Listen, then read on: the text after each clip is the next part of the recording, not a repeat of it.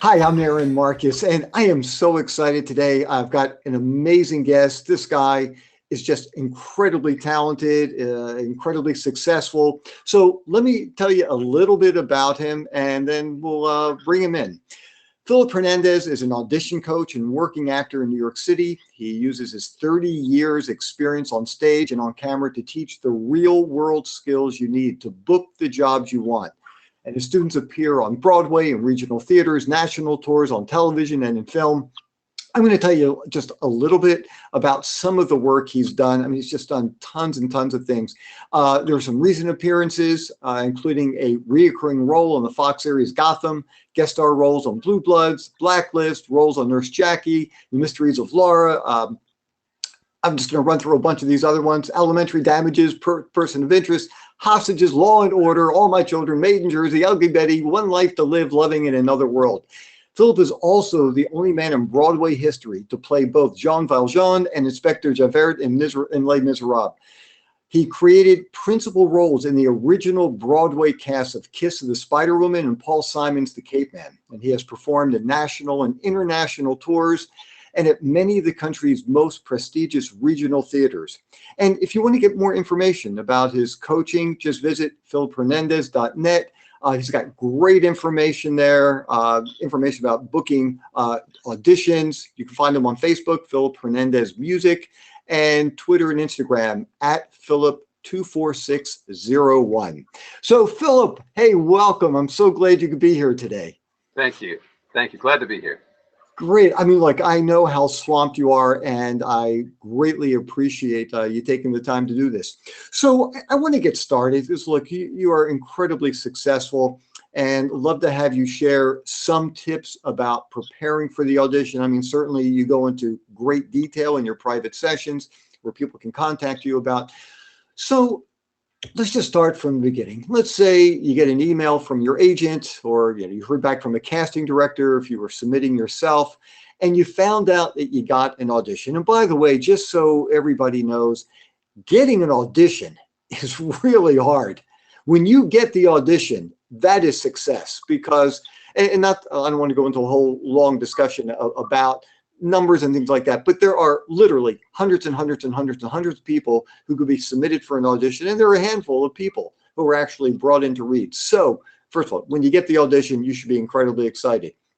Now, when you first hear that you've got the audition, what are some of the questions that you recommend people ask?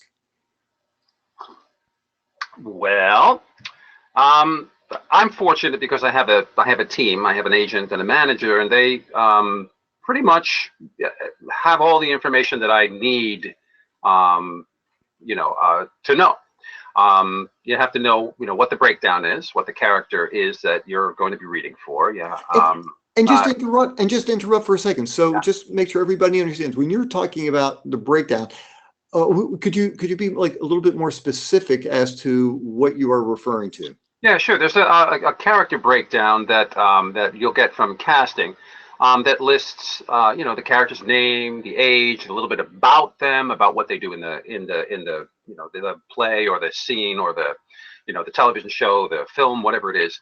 It's a breakdown of what the character is or who they are, so that you can go, oh, okay, he's 25 to 35. Not that I'd be going for those anymore. But he's 25 to 35. He's from San Francisco. He's involved in a relationship with Sally. And they're so it'll tell you a little bit about the plot and the story of what's going on. It's called the breakdown. And they have one of those for every character. So so you of course you want to know what the breakdown is. If they've submitted you with a picture, you want to know which picture they've submitted you, because I have several pictures that my agent or my manager will submit depending upon what the project is, because they'll read the breakdown and then they'll say, oh, well, let's send this picture. This kind of looks like what that character in the breakdown is. So, what picture is... Yeah. And what difference would that make to you as an actor going into an audition of knowing which photo they submitted you for? Well, because I'd like to know what they responded to, because I have different looks. So it's helpful to me to know how to dress for the audition. If they responded to that and they called me in based on that, then that'll give me an idea of where my manager or my agent was thinking when they submitted me, how I probably will dress for the audition myself, because that's what they responded to. And that's interesting because actually, whether you have an agent and a manager or not, those are still some of the things that you absolutely need to know about. Aside from, even things like, shoot dates, when the audition is, to make sure you are available, making sure it's a project that you're comfortable with, something that you feel okay about being a part of and supporting, just in case if for whatever reason there's something about it that don't want to participate in. So it's interesting. So you're under the philosophy, and I know there are two different philosophies about dressing for an audition. And I don't know that one's right or wrong. I fall into your camp of trying to look the part when I walk in there. And I also have heard other people talk about, hey, you know what? You look desperate. You're an actor. If you're reading for the role of a doctor, go in there with a t-shirt and cut off shorts and flip-flops. They know what doctors look like. But you take a different approach, apparently. No, not necessarily. I mean, you have to be comfortable with what it is that, that you have to be comfortable with who you are, because you want to be yourself when you show up. You want to be somebody else, but you do, like I could still be myself if I'm in a business suit or if I'm in a pair of cutoffs and a t-shirt. But I know that they're looking for something specific, and I know that in film and television, they really want to see the guy or the girl walk in the room. They want, not some actor to go, yeah, okay, yeah, I can be anybody. It's like they want to know that that's the guy. They want to see that you can do this part just because it's who you are. Because you think of it from their perspective. If you have this big project to do, even if it's a small project, it's a lot of money for whoever's putting it up, right? Whether they have a lot of money or they have a little bit of money. So they want to be able to say, okay, great. If this guy really isn't very good and he's all we've got and he shows up on set, he's going to look like that person and he's going to be like that person, if he remembers his lines or not. So they got two of the three covered. You know what I mean?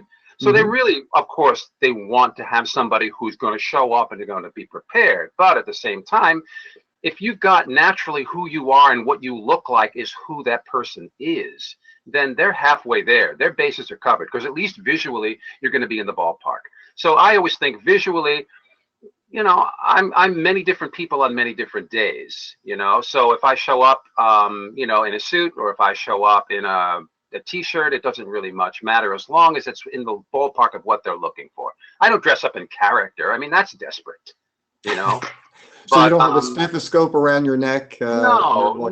I could be a doctor. I could be a lawyer. I could be an engineer. I could be a politician. Just put the clothes on me. But if I go in and I look neat and presentable, I'm going to be in the ballpark for all of those things. If I'm in, and I don't get called in for a biker guy, face it. But if I did, then I would dress appropriately. I wouldn't dress up to be the character, but I would not come in this kind of shirt. But and actually, I don't know that would be that far of a stretch for you. I think that you would be able to pull off the biker guy. I'm very serious. I think with the right maybe the right wig, the right wardrobe, I think that's something you actually could pull off. Now that's something I don't believe I could. I just don't have that kind of look. I don't think I could possibly do that. But I guess as far as just kind of finishing this discussion of dressing the part, I guess the most important thing is don't dress inappropriately, so that, you just kind of look ridiculous in there. If you're reading for the role of a, fireman, you don't have to come in there with boots and overalls and, an axe in your hand. I don't think that's going to help you get the job. Well, you don't want them to have to make any mental leaps. You know what I mean? Just walk in the door. If you're in the ballpark, then that's great. Then you're that much further ahead. It's easier for them to see you in that role. If you show up in full costume, they're going to go, this person just doesn't get it. Yeah. But and the thing that's also true, if it's a TV commercial, unlike film and television, you might have the client making final decisions. And if it's a pharmaceutical ad and, you come walking in with, the flip flops and jeans and cut off, shorts or whatever it is, maybe everybody else in the project could, use their imagination and see what you would look like as the doctor, but maybe the manufacturer of the drugs, they might not be all that creative. So I agree with you. I think it's better to be in the ballpark so that when they do look at you, they can say, okay, yeah, I could see that person as a doctor. And it might be an easier sell for the client in that kind of situation. It's also different in a business setting, like a commercial audition. I mean, you want to show up and um, you don't want to look unkempt. You know what I mean? You want to look like you get your act together. So even if you're dressed casually, it's still, you think about it like, it's like business Friday at an office. You know what I mean? I'm a casual Friday and Right. at an office. Those people still are not really like casual, like they're hanging out at home. Nobody's coming Right? in with They're just not in pajamas. their suits. They still have on, like nice casual, Right. So, I mean, you have to think about it kind of the same way. If it's a commercial or something like that, unless there's something specific in the breakdown, then you can adjust accordingly. And ultimately, Sure. it's not really what you wear. It's what you bring to the table. It's who you are, and it's what you do in front of the camera. Absolutely. That's what really matters. But, I always think, help them see you in the role. If you can wear something that approximates, kind of what they're looking for, it's easier when they look at the playback of 100 people who are auditioning for this thing. They're going to go, oh yeah, okay, yeah, I could see him. They don't have to go, oh, who's that guy, which could Yeah. be an advantage, actually, now I think about it. Who's that guy? Or it could be, oh, who's that guy? Well, that's Depends, the depends kind what. of thing you don't want, right? Exactly. Okay, so now you've gotten the sides. What do you recommend people do before they actually start reading the sides? Or is there something that, Before you get to sides, well, generally it happens at the same time, but I mean, I usually look up the project. I Google it, I see what's going on. I try to get as much information from my agent and my manager as I can. But if you don't have an agent and a manager, you still have that information. I mean, Google is amazing because you can find out pretty much anything. You can look up the project, you can see what the history of it is, anything that's been in print about it. You can go to sites like Casting About. You can find that information there. You can look up the individual people involved in the project to see what kinds of things they've done. Because if it's a project that you haven't, or that hasn't been on yet, like if it's a new show, a pilot or something like that, you look up the people who are involved and see what kinds of shows they've done in the past. You might have a point of reference for what that is. And then you can say, okay, well, maybe this is similar because the same artistic team is in place. Same goes for the director, the writers, the producers. Just look everybody up. Get as educated as you can, so that when you walk in the room, you know who the casting director is. You know what they've cast. You know all those other people, what they've done. You're not walking in like some rube who says, "Oh, here I am. I'm here to audition." I don't know what this is for, but at least it puts you in the ballpark of kind of being in the know. And in any business, you want to be somebody who's up on what's going on in your industry, because otherwise, you're a novice. and that's why going to, IMDb as well can be Yeah, incredibly helpful because, yeah, especially let's say, like you were talking about, it's a pilot and you see the people involved with it. And then you could even just, find, the shows that these people, if it's a TV show that these people have worked on, you can go to YouTube, see clips, see what kind of style, they have. Is it, research. over the Exactly. top kind of comedy or, Yeah, it's research. Just do your yeah. research. And The other thing you can do, in terms of, before you get your script, you should be keeping up your chops. You should be keeping up, on your reading skills, on your character work in terms of your getting into a class, coaching. You should be physically fit. Even if you're a character person and you're, you're carrying, a little bit extra weight. I mean, that's fine, but you need to be able to be in touch with your body and understand how you come across on camera, and you should be in shape. You can be in shape and be all different kinds of sizes. It's Mhm. really important for actors to stay hydrated, to be on your game, Actors are athletes, and you need to think of it that way. If you're a pro athlete, you wouldn't think of stepping on the field or on the court, or even a chess player. You have to stay in the game. And actors really need to do that if you're smart. If you're going to be a pro, you need to make sure that you stay on your game, physically, mentally, intellectually, artistically. You should always be finding out new information.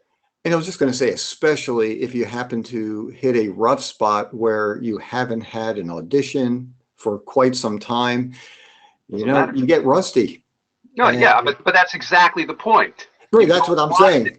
It doesn't matter how many auditions you have. If you're an actor, then you need to be doing what actors do. You can't just say, well, I'm only going to be an actor when I have an audition coming up. It doesn't make any sense. You're rusty. Your instrument is I mean, I hate that word, your instrument. It sounds so pretentious, but your body is your instrument. The way you look at the world, you should be looking at people all the time. If you want to be an actor, you have to be involved in the world. You have to be interested in people.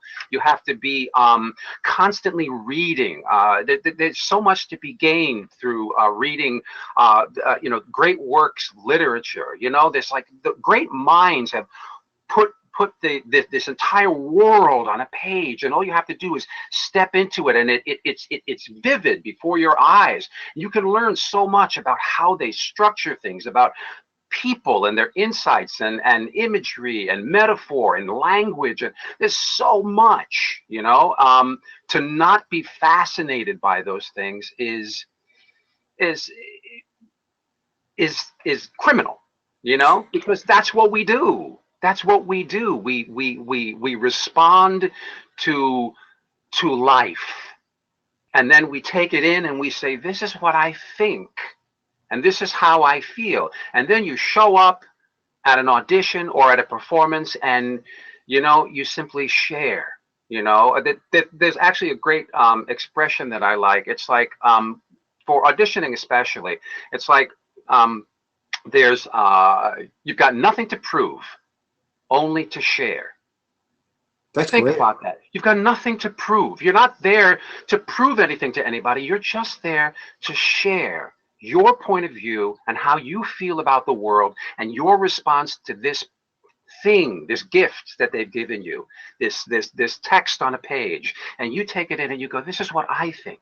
This is how I feel. And you give them that without any thought to, how am I doing? Do they like me? Am I going to get the part? None of that matters. It's going to be a hindrance to you. And it's so interesting because you just touched on something that made me think. A lot of times I've had people ask me, if I could figure out what the casting directors are looking for, then I could give a much better performance because I could really gear it to what they need. And it's the exact, I say the exact same thing that you do. First of all, there's no way for you to have that information.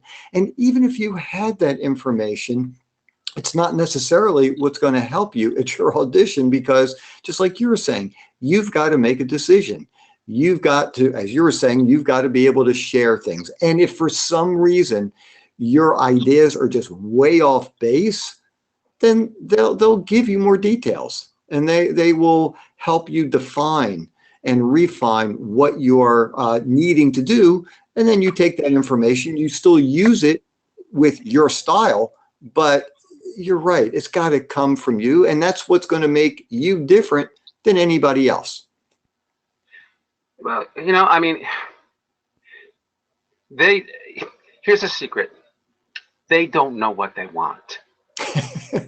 They don't know what they want. And in terms of the question that we're talking about, which is what do you do before the audition? If you are constantly doing the work that I alluded to earlier, then you are going to go in and you're going to be you. You're going to show them what they want. If your text analysis skills, which is I find actors they don't spend enough time understanding what's in a script. You go in, you know what's in the script, you know, you show up and you say, I've read this script. I understand what these relationships are. I understand what this person needs. I relate to it. I connect to it. This is what it is. And you go in and you give them that. You tell them essentially what they are looking for, because they don't know until it walks in the door. They really don't. Casting directors, they're very important people. I don't mean to denigrate casting directors at all, but they don't know. All they know is what they've been told by the producers, you know, or the director. You know, the director says, you know, okay, here's the deal, and you know, this is what we're looking for, and they say, okay, I'll write that down, and then they spit it back to the actors, and that's okay. It's good as information. It's great. It's great to have as information. It's just one more piece of input, but the essential piece of input as an artist is how you see it, how you feel about it. So you take that in, you go, okay, well, that's great. Thank you for the information. Now, here's what I've got, you know, and then you kind of collaborate. It's a collaborative art form. When you're on the set, it's like they're not going to be saying, if you show up on the set and you say, what do you want me to do? Uh-oh. You know what I mean? It's like, no, they hire you because you know what to do. You know, you have your own point of view. If you don't have your own point of view, you're dead as an artist. I mean, think about any painter, for instance. You could tell a Matisse from a Cezanne, from a Seurat. You can tell the difference just by looking at it, or a Gauguin. You know, it's like you look at it and you go, oh, I know what that is. Because they have a particular way of looking at the world, and they put it down, you know? So, you know, it's like the difference between reading Don Quixote and War and Peace. They're totally different, but they're both wonderful different takes on humanity, you know. And so if you start saying, well, what is my take on humanity, how do I feel about the world, and then you start owning that, not in an arrogant way, but just in a way that's your own, and then you go, okay, great, that's what I'm going to show them. This is what I think. Here I am. And you're going to stand out from everybody else. That's really interesting. So now you're starting to work with the sides, but let's talk. I want to talk about two different kinds of auditions, and they are very different. And for a lot of people, whether you're just getting started or sometimes you've been in the business for a while, depending on your success rate, you might be auditioning for, you know, a one-liner, two-liners. There's no character change. There's no in-depth study of, you know, who this person is. You know, it could be, you know, something as basic as, you know, they're ready for you, Mr. President. That's your line. And so I'd like to talk a little bit about preparing for something like that, as opposed to something where it is a lot more involved and there is a relationship and there is a change in the character. So why don't we start off with the, you know, one-liner, two-liners, where essentially you are setting things up for somebody else, where the scene is not about you. It's clearly not about you. How do you go about preparing for something like that, or what would you recommend? Well, I'm at the heart of it. I think there is always a character change, no matter how small the role. We're always going from someplace to someplace else, and whatever happens in the middle changes us in some way, even if it's only momentary, and then we move on, you know. So there is always a change, and then you go based on that interaction. And in that interaction, you have to listen, respond. Well, you have to listen, and then you have to take it in. And you say to yourself, well, how does that make me feel? What does that make me want to do? And then you have to say, oh, okay, boom, and then you do that. So there's a lot that happens in whatever the interaction is, and then you move on. You know, say what you have to say, and you go. So if it's what line did you say, Mr. President? What? They're ready for you, Mr. President. Right. So they're ready for you, Mr. President. Right. So you have to decide what the function is. Again, here we get back to play analysis. Like the basic difference. I think what you're asking is the difference between a co-star and a guest star, or a series regular. Right. A co-star role is a small role. It's a line like, they're ready for you, Mr. President. But even so, and the difference between a co-star and a guest star would be a guest star is more involved. There's more change. There's more of a character arc. You will be perhaps changed, like, oh, big time. Like it's like, your whole world tilts. Like it's a more pivotal moment, and it's more integral to the action that's going on. So there is more going on for a longer duration. But so that's basically the difference between the two. Where was I going with that? Yeah, so basically you're saying that even for the smaller one-liners, but actually with co-star you can actually have a pretty good amount of dialogue, but you can. But we're talking about Mr. President. They're ready for they're you. looking for right. you. So what I was saying about Mr. President, you have to figure out, well, first of all, who the hell are you, right? Who is this guy who's coming in and saying, Mr. President, do you have a relationship with the president? I mean, like I said, of course you have a relationship, but what's the nature of the relationship with the president, right? Are you just in the service in the White House? Are you a Secret Service member in the White House? Are you a close Secret Service members? Because Secret Service, if you're there all the time and you're one of those people, and you're coming in and the president's about to be impeached, and you say, they're ready for you, Mr. President. It's like, this is the moment that he's going to have to go and say, I resign. You know what I mean? That's a different scene. Your line is the same, but the circumstances are vastly different. Mm-hmm. Or if the president's about to go in and decide whether he's going to push the button to annihilate North Korea. You know what I mean? It's like you go, oh, okay, well that's different. It's like, they're ready for you, Mr. President. Be strong, whatever. You have to have an idea of what your circumstances are, which is why I say there's no change. There's not such a thing as no change. There's always a change. So you have to know who you are. You have to know what your relationship is. You have to know what's at stake, and you have to know what you do. There's a lot, even in a small role. And a good actor will become used to doing all of the work that they would do on a bigger role, on a small role, with keeping in mind that you have to serve the function of that character in that scene. So you can't make the scene about you if you are only a character whose job is to get the president from one place to the other place. You have to know that's my job. I can't add all kinds of stuff. I can't break down in tears and go, Mr. President. You can't do that, right? Because the scene's not about you in that way. Right. And the other thing that you brought up that I thought was really interesting was also finding out what the president's response is to your one line. Well, yes. Because that also, I mean, just to agree with you, where even with a one-liner, there could be a real change. And all of a sudden, maybe if the president isn't ready to get up and is not wanting to be a part of this, and you have this close connection with the president, then your reaction is going to be very different than when you first started it. And so, yeah, actually, that's really interesting how even with those, short one-liners, there can be a tremendous amount of change going on. Well, if the president barks at you and says, "Not now," you go, you go, well, okay, you take it in. You say, how does that make me feel? What does it make me want to do? And you go, yes, sir. Or you don't even say it because it's not in the script. You just go, turn around and you go. But you have to go through those steps. You have to hear what he says. You have to, you have to think, how does it make me feel? What does it make me want to do? And then you, boom, you turn and you go because you don't have another line. Or you just stand there and you react because then they cut. It depends on what they want, what the blocking for the scene is. If the blocking for the scene is that that you don't have an exit, then you stay and you respond.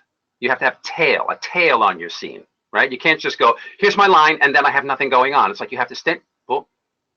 You have to wait, and you have to give them something, some physical response to what's just happened. So yes, I mean, so you are changed in every interaction. If you're walking down the street and somebody says, hey, can you spare any change? You're going to go through all of those steps. You're going to go through every single one of those steps. You know, they're going to say or do something to you. They are going to, you're going to receive it. You're going to say to yourself, how does that make me feel? What does that make me want to do? And then boom, you're going to do it. That's your action. And so those are the steps in every interaction that we go through. And it happens fast, but you always go through the steps, you And know? so basically then it sounds like you would follow a very similar path of preparation, whether it's, this one liner or it's a, guest starring role. You are in, but keeping in mind what the function of that character in that scene is, because that will tell you how much of the life that you create is appropriate for that scene. That's the difference. You don't want to go in and make too much of a co-star thing, you know? If you're a stewardess who comes in, a flight attendant, they don't call them stewardesses anymore, right? You're a flight attendant, right? And you come up and say, would you like peanuts or pretzels? Okay, great, thank you. Boom. And you turn around, you walk out. But you have to think, I'm a flight attendant, right? Do I like my job? Do I not like my job? The rest of the script will tell you, what's the function of this character? You come in and you go, you want peanuts or pretzels? I mean, there are a million different ways you can play the role, but you have to understand the context that you're in and what your function in the scene is. And that's how you make your decisions. Yeah. I also agree. And I was also just going to add in there, one of the, I think, big mistakes that a lot of actors make when they're auditioning is not having that information and not understanding who is the scene about. And like you were saying, if it's not about you, don't try to make it about you, because you'll never book the job that way if it's about somebody else. You have to understand.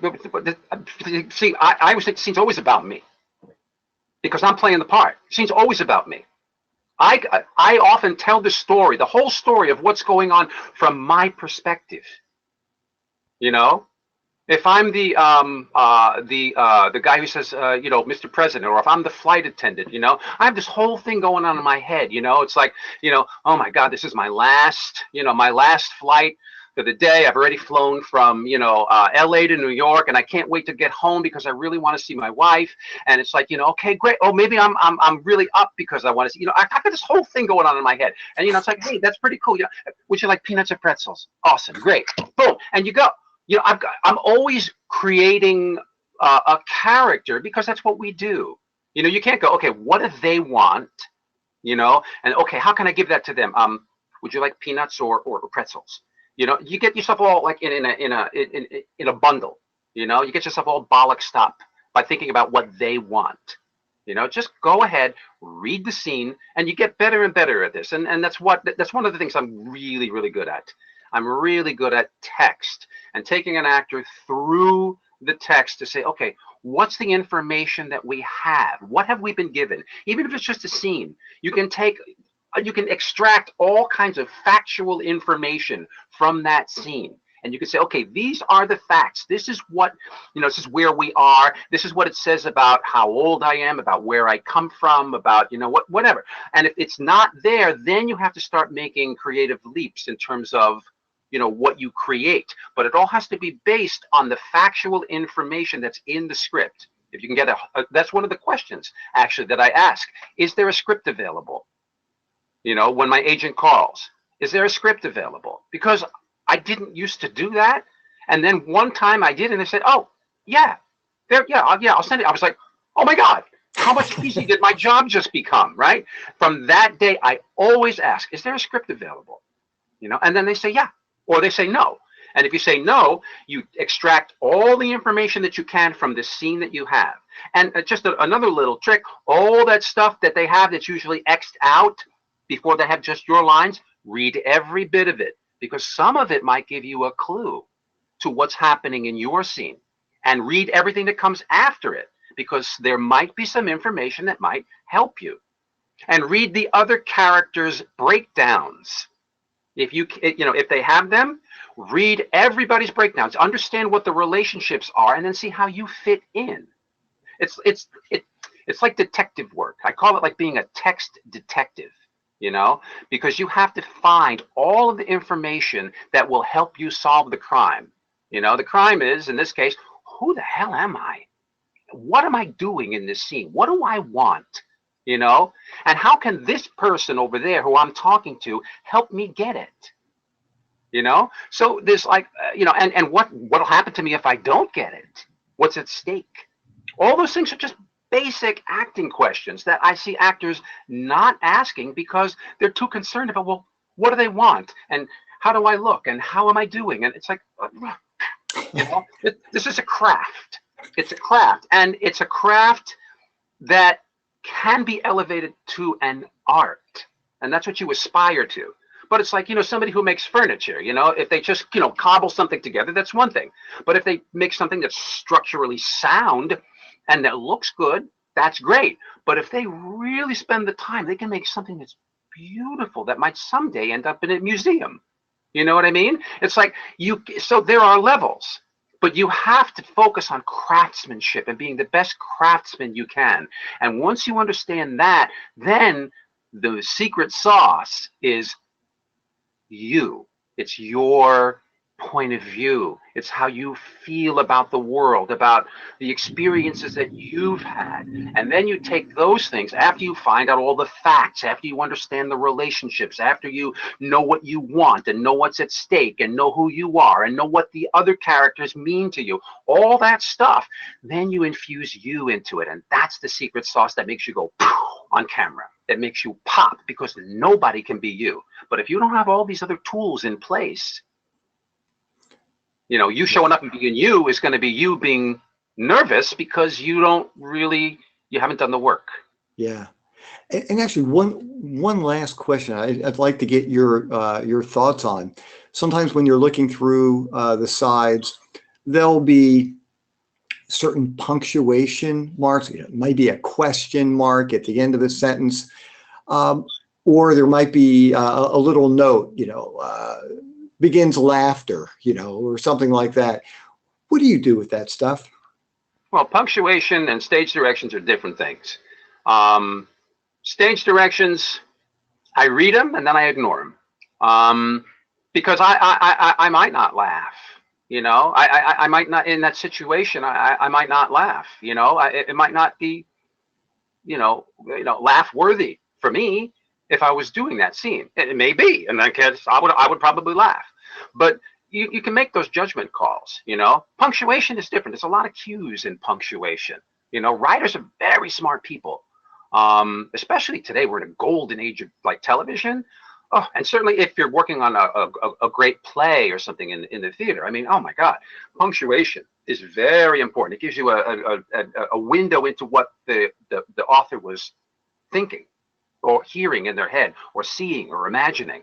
So I try to honor the punctuation as much as I can, as long as it doesn't interfere with those basic things like, what do I want? And if I'm trying to get something desperately and then something happens and it says he laughs, I might find it mildly amusing. I might, or oh my God, right now, really? That might be my laugh, but it just depends. It depends. Mm-hmm. So stage directions, I usually just use them as information, say, okay, I see where they're going with this, but I always imagine, let's put it this way. I always imagine this scene is happening to me right now. They say action. It's happening to me right now. So it's real to me. Okay. It's not like I'm acting at what I might do in a situation if this were happening to me. No, this is happening to you right now. If you believe that, all of a sudden it becomes real and your honest reactions come out. You really, you begin to go, I hear that. You hear at a higher level. You sense at a different level. You start listening with your whole body because you're like, you need something desperately. So you're really listening. I just wrote an article for Backstage. I called it, what does a deer know about acting that you don't? Because you have to listen like a deer in the woods. Their life is at stake.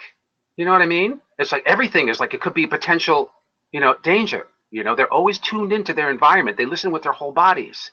And that's the same thing we have to do.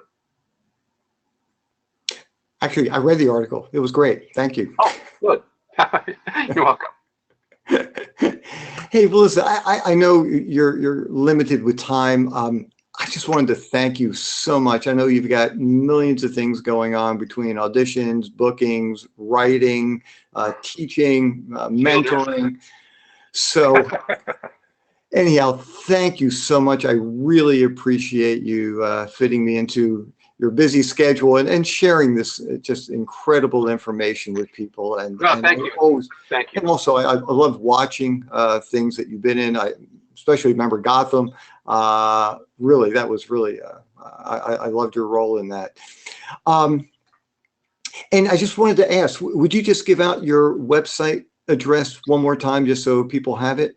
Yeah, you can find me at Twitter and Instagram at Philip24601, like Jean Valjean 24601. You know. Yeah, so you can find me there. And my website address is Philip Hernandez. That's Philip with one L, Hernandez.net. PhilipHernandez.net. Yeah, and you know, one thing I want to leave you with too is don't get caught up too much in all of the business stuff and worrying about what casting directors want and all that stuff. Get really focus on this craft. Business is important, but if you don't have your craft down, all the business in the world is not going to help you. So you have to understand your art and how you fit in the world and what your personal voice is. And that's what you need to be working on a daily basis. Yeah. Well, thank you very much. Really appreciate it, Philip. Thank you, Aaron. Thanks for having me. Yeah, thank you. Well, this was incredible. I loved speaking with Philip. I got a chance to meet him, and he's just a really nice human being and an unbelievably talented guy and a great teacher as well.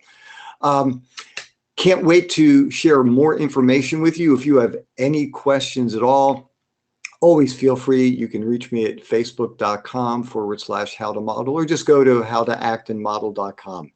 I'm Aaron Marcus, and I can't wait to talk with you again soon.